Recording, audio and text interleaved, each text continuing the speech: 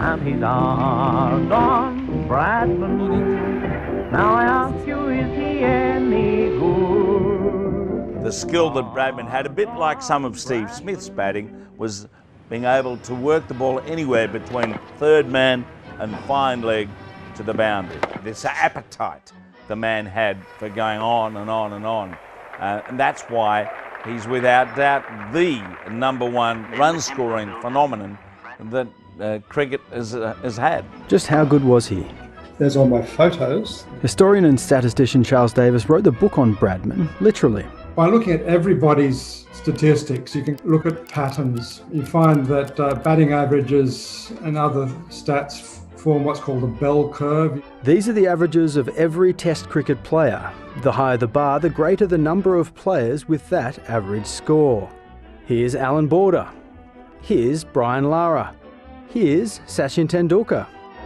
And here's Don Bradman with his iconic average of 99.94. Which makes his career pretty much impossible. He famously fell 4 runs short of an average of 100 with a duck in his final innings. But on looking through an old Bradman scorecard from a test in 1928, Davis found something extraordinary. A scorebook that's got a boundary in the wrong place, that leads to a possibility that Bradman scored 4 more runs.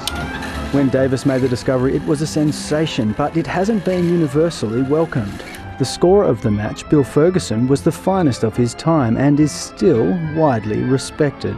He was the best scorer. He scored over 1,000 first-class games and tour matches. You're destroying a career that someone scored over 1,000 matches for 4 runs just because it was Bradman. I once suggested to Wisdom I could write an article on my work and how the question marks that have come up, and they rejected that idea. Well, it's going to muck up all those stats that have been lingering for so long. That's probably why Wisdom rejected it.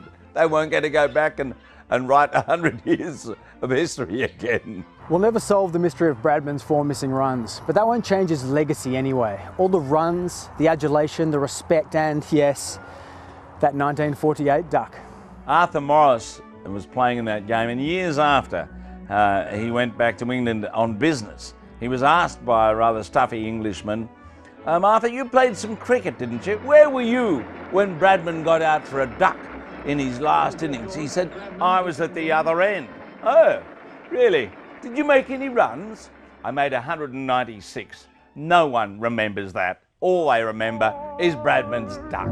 Our Don Bradman, The greatest game in the British Empire. back home.